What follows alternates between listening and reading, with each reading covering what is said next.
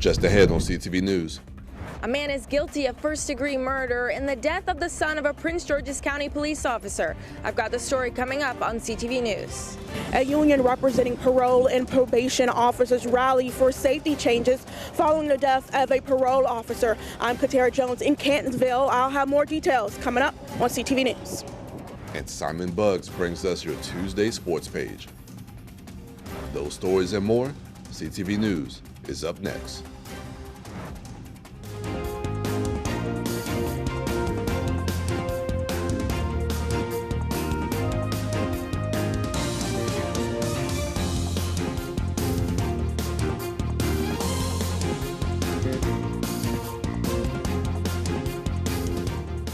Good evening. This is CTV News for June 11th. I'm Byron Scott. Thank you for joining us. Well, for the first time in U.S. history, the son of a sitting U.S. president has been found guilty on federal felony charges.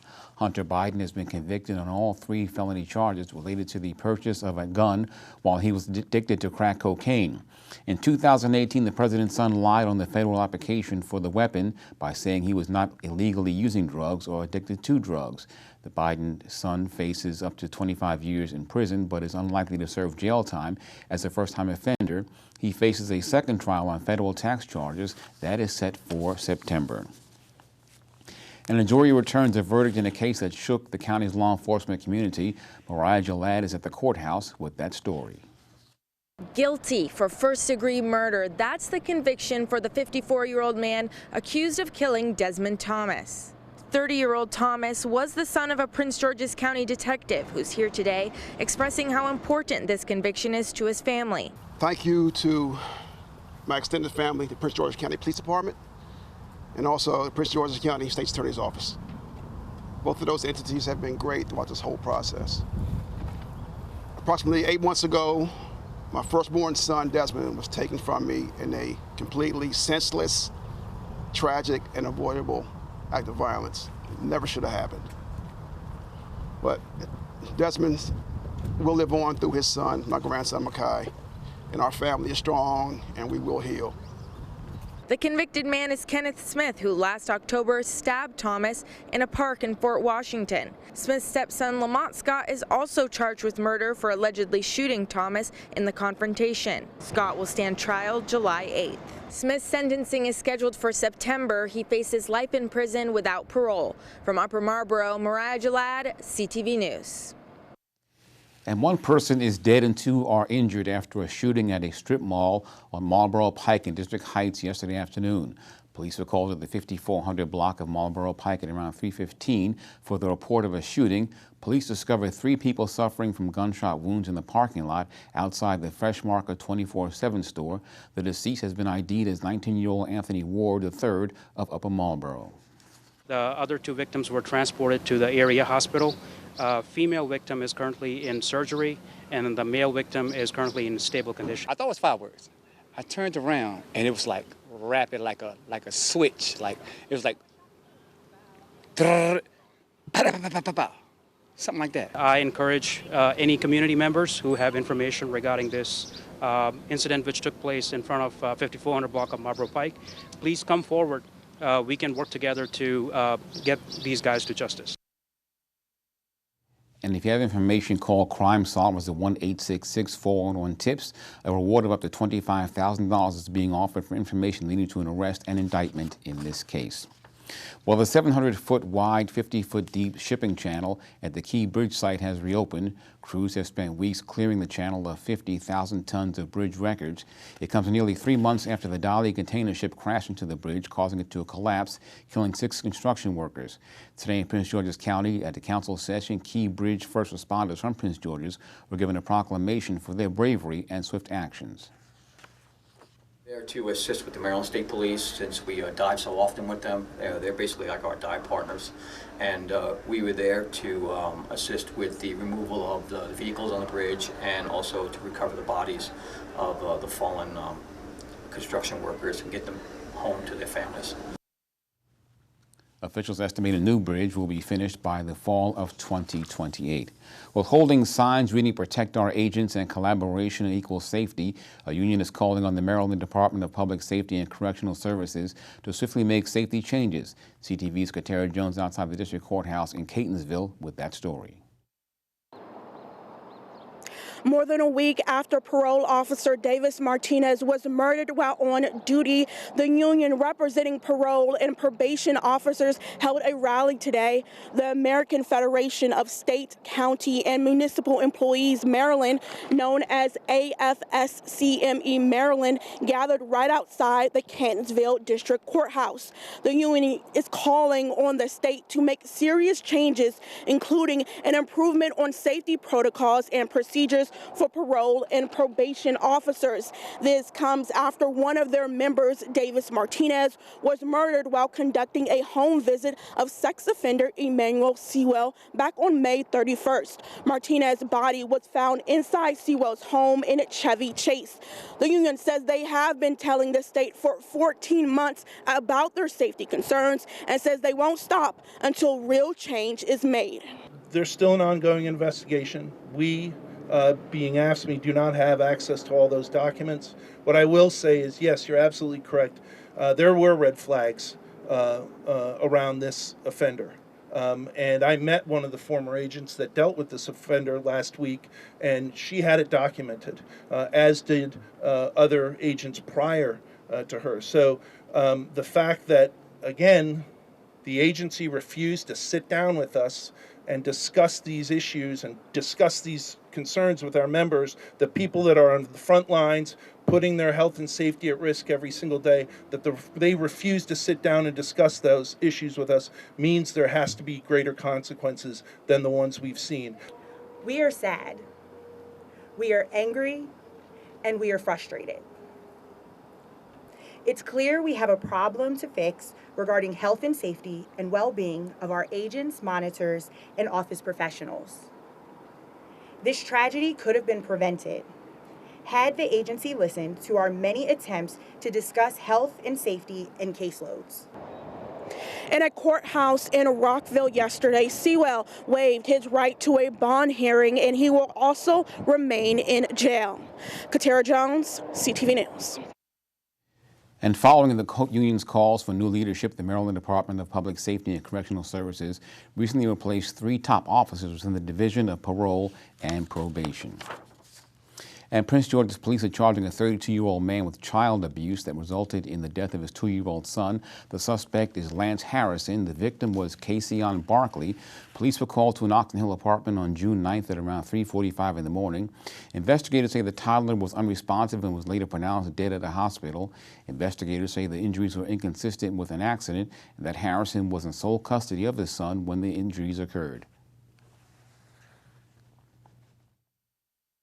I grieve for his family, those who were the non-offending members of his family, as well as our community. Because when you lose a child so young, it's just, you know, you lose all of those possibilities of what that child might have been and what they could have done in this world. And just to think about a helpless baby being abused, beaten, tortured, it's unbelievable. So I know that we have a bond hearing today for Mr. Harrison, and we will be asking that he remain held without bond in this case. Police have also charged Harrison with other offenses, including first and second degree assault. And according to the Board of Health, Prince George's County has the highest number of HIV/AIDS infections in the state of Maryland. More than 8,000 county residents live with the disease, and this year there were 252 new infections. The board wants to make sure the public is aware of those high numbers. Our cases, our new infections, are among young black men who have sex with men.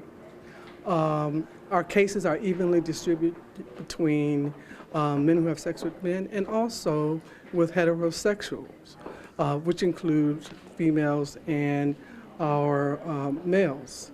And so a lot of times people think it belongs to one population or the other. But in Prince George's County, our epidemic is a little bit different. We have about 47% that are men who have sex with men, and we have the other 40% who are heterosexual.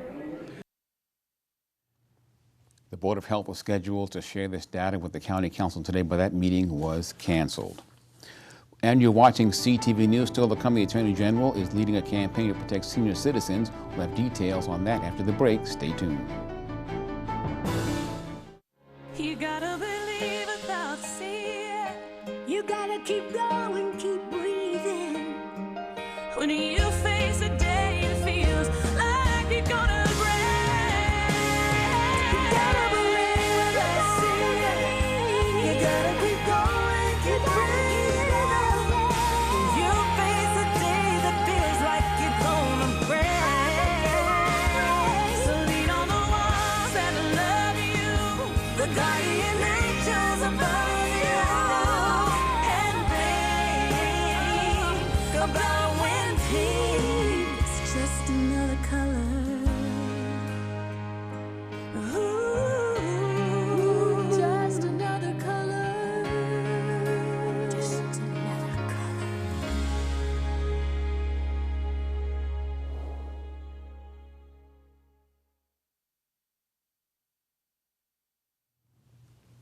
Welcome back. Protect Week is spotlighting elder financial abuse with a public awareness campaign led by AG, Comptroller, and the AARP. The campaign aims to give seniors tips to spot and avoid scams. State leaders also highlighted how they've used the legislative power to clamp down on scammers. So as your Attorney General, I've also joined with other Attorneys General around the country to do a number of things. One is we're calling on Congress to act to certainly strengthen the protections against spam calls and robocalls and robotexts. Phones are the most used method through which these imposters get their hands on your wallets and your life savings. So we need stronger controls, so we continue to call on Congress to act. Another piece of legislation that we endorsed and we're very happy to support is the Gift Card Scams Prevention Act of 2024. AARP has been focusing on gift cards as a major vector for fraud. Why? Because gift cards are virtually untraceable, because they can easily be converted to cash or even cryptocurrency, and that makes them useful for money laundering. Protect Week centers around World Elder Abuse Awareness Day this Saturday. And Senator Chris Van Hollen says House Republicans are trying to derail funding for the FBI headquarters in Greenbelt. Van Hollen says the House Appropriations Bill includes language that will kill the Greenbelt site in favor of keeping the FBI at the J. Edgar Hoover building or moving it to another federally owned location within the district. Lawmakers in Virginia are still waiting for the results of the GSA Inspector General investigation after elected leaders cried foul over the site's election process. And rent stabilization is on the agenda again today at County Council. Members are debating a bill that would, among other things, cap rent increases to no more than 6%. Supporters say CB 55 would protect renters from excessive increases, but opponents say it leaves renters at risk. An organization that represents landlords held a press conference today to express their opposition to that bill. Ultimately, what we've seen based on the studies that we've done and commissioned, rent control of all forms has an impact on the county's economy, on revenues. It'll have an impact on members, their operating, and operating costs are up for members. Whether it's labor costs, inflation is hitting multifamily owners and operators as well.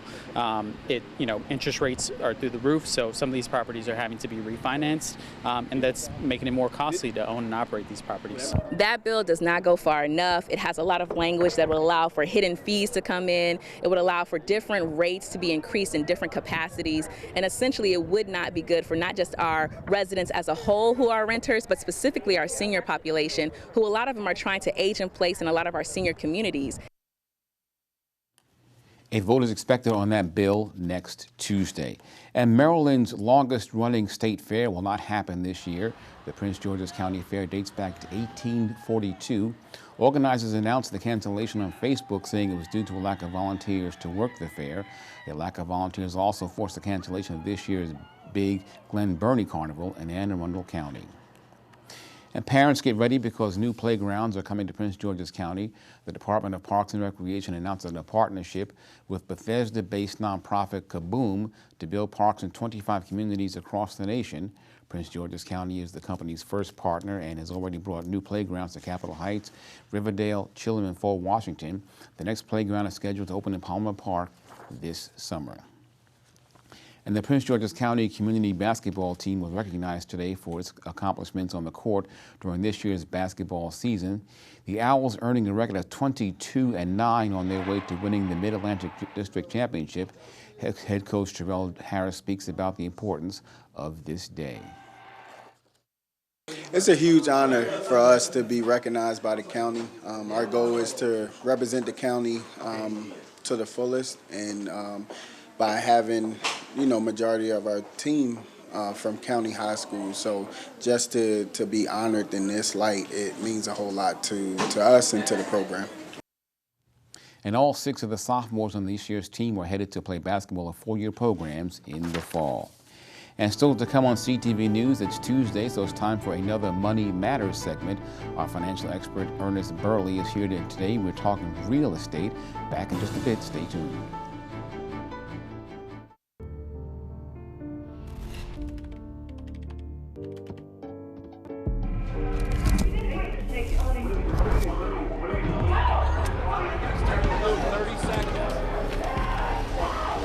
I'm an ex-drug dealer, and I'll be your sub today. Can you see anything different as a pill? No. You don't know? Fentanyl is being mixed into everything now. There's only one thing that will save somebody's life. That is naloxone nasal spray. Fentanyl, it's cheap, it's potent, and it's profitable. Why would drug dealers put a lethal dose of fentanyl in drugs if they know it's so harmful? Really just all about the money. I just didn't realize that one pill could change your whole life. More kids should know.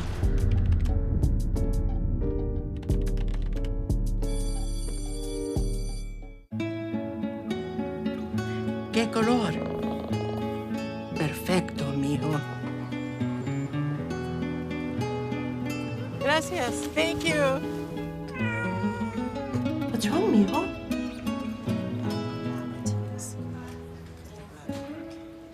Donating to a pet's medical care is one of the many ways you can help families in your community. Pets and people belong together. Learn more at petsandpeopletogether.org. You quit smoking and thought, that's that. But here's the thing about lung cancer. By the time you see the symptoms, it could be too late.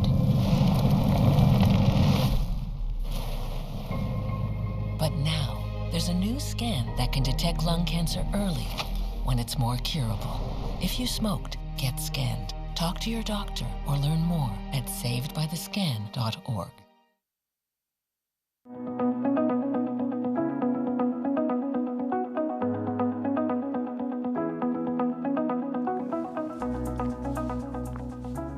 Becoming a real estate investor is hotter than ever for many looking to become entrepreneurs or having another stream of income. From flipping houses to becoming a landlord, getting in on the real estate game can be a real estate or a real mistake. It's Tuesday, so we're talking Money Matters, and with us is Ernest Burley from Burley Insurance and Financial Services. Thanks once again for joining us. Thank you. We'll talk about real estate for a moment. There are many things people can do in terms of investing. What kind of options are out there? Well, there are a lot of options out there. I mean, real estate, you can own your own home. Mm-hmm. Also, you can be a landlord and rent property out to others, but you need to be in a proper financial position before doing that. Some people jump out there too early, and real estate can become a real mistake if you're not financially stable and you're not in a mature position to take care of real estate. I was going to say, how do you know when you're ready? Because people get excited, they want to take that leap of faith. How do you know when you're ready to make it happen? You have to have cash. I mean, you need to have emergency savings. You need to plan things out. So have enough for the down payment and enough for emergencies that will arise. If the roof has to be replaced, the water heater goes, the air conditioner goes, you need to have money in reserve to be able to do stuff like that. So if you want real estate, you need real money. Yeah, exactly. Okay. Real money or Monet, however you want to say it. Talk about the different mistakes you can make in investing in real estate. Well, getting out there too early, having it in the wrong location, not knowing. Now, here's a big thing. A lot of people rely on the tenant to pay their rent.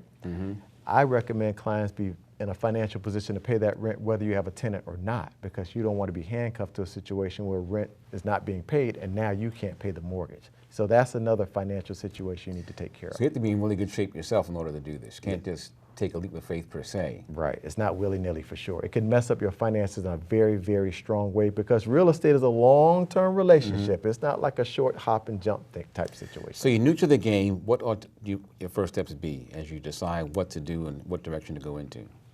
Location, location, location. Before, and I don't talk about things I don't know about. I own real estate, I own mutual funds, stocks, all this kind of stuff. So before I buy a property, I'm thinking about selling it right off the bat. I'm like, okay, how marketable is this property? What's the location? What's the infrastructure of the city?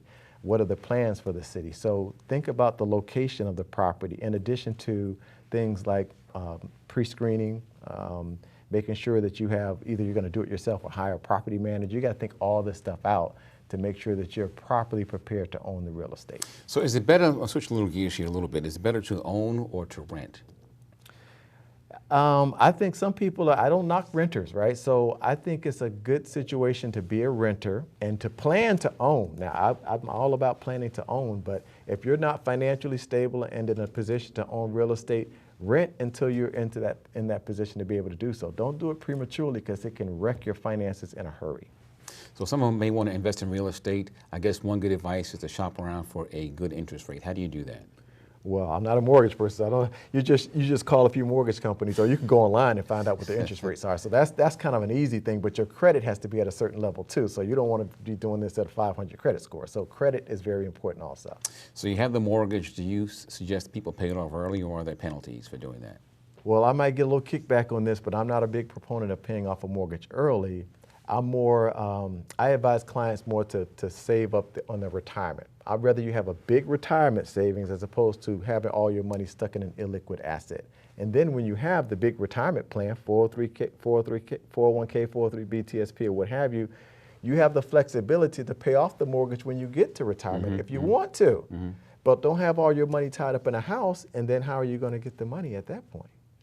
Talk about equity. What is that and how does it work to your benefit? Equity, you know, that's you owing, the house being worth more than you owe on the house, right? So a lot of people know about the Great Recession. A lot of people were upside down in their houses. They thought they had all this equity, but if you're upside down, you don't have it. You have equity, but you can't access it, right? So if you have the equity, first thing is, you can't go to the bank and say, you know what, I have $500,000 equity in my home. They're not going to write you a check to supplement your retirement. You have to borrow the money. How about that? You have to borrow the money you tied up into your house instead of it being into your IRA, right? I have clients call me all the time, hey, Ernest, I need $100,000, $50,000. I just wire the money into their account. It's not locked up in their house. So in terms of investments, is it better to buy a single family home and rent that out, or perhaps an apartment unit? It depends on location, right? So if you're near a college town, maybe a fourplex or an apartment unit is better than a single family home. It depends on the location of the property, for sure. Okay, sir, thank you once again very much. Thank you. Congrats. Well, individuals should contact their own financial professional and attorneys to help answer questions about specific situations or needs before taking any action based on this information. And don't go away after the break. Simon Buggs has our Tuesday sports page. Hey there, everybody, and coming right up, some highlights from the Landon versus Bethesda Chevy Chase High School Summer League basketball game that was played yesterday, and also the Commanders continue to make off-season moves. Don't go anywhere.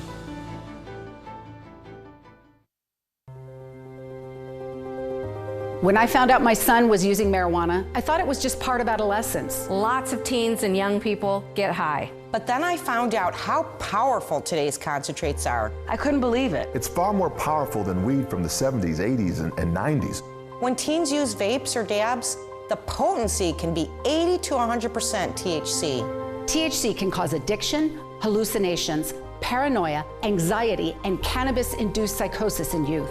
For teens and young adults, marijuana use comes with increased risks of suicidal thoughts, planning, and attempts. And these high THC products can be bought almost anywhere. From gas stations to dispensaries, I had no idea. Talk to your children well before they experiment with today's potent THC products. Get educated. Help them understand the dangers are real. Just say no. KNOW. Go to justsayno.org today for the facts.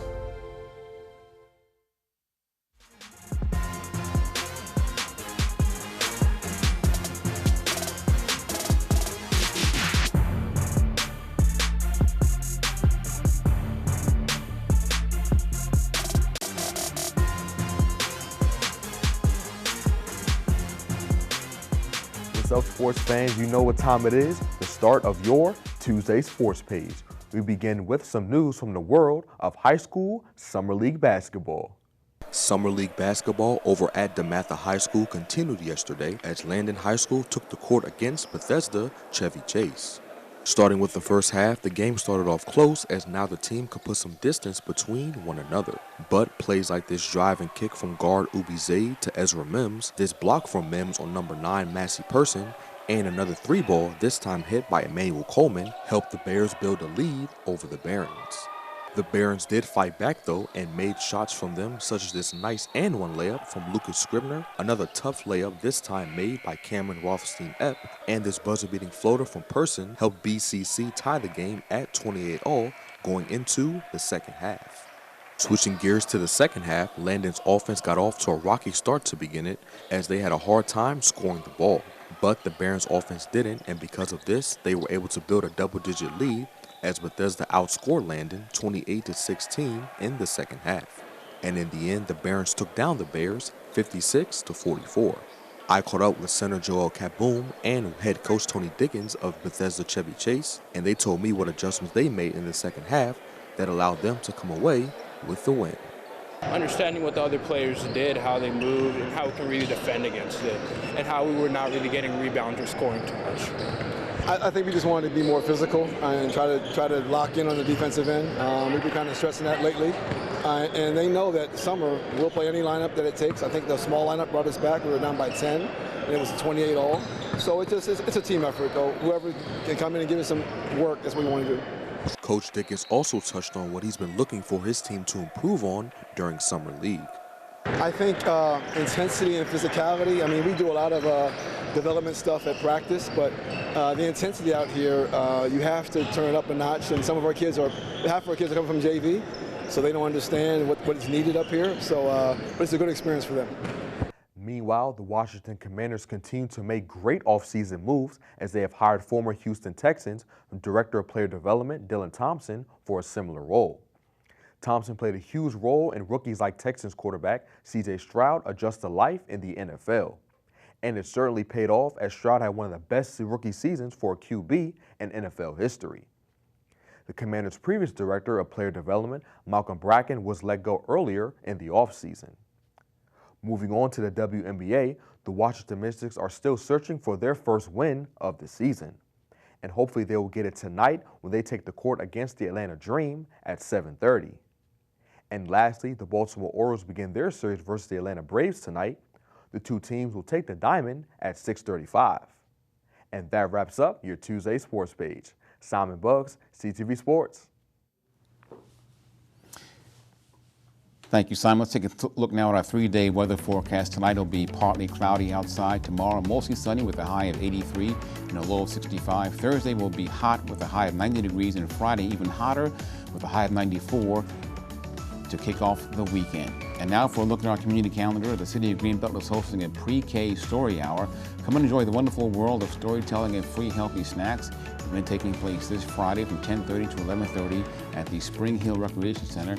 For more information, contact Joseph Vincent at the email address on your screen. And that's our news for tonight. I'm Byron Scott. We'll see you tomorrow night. Good night.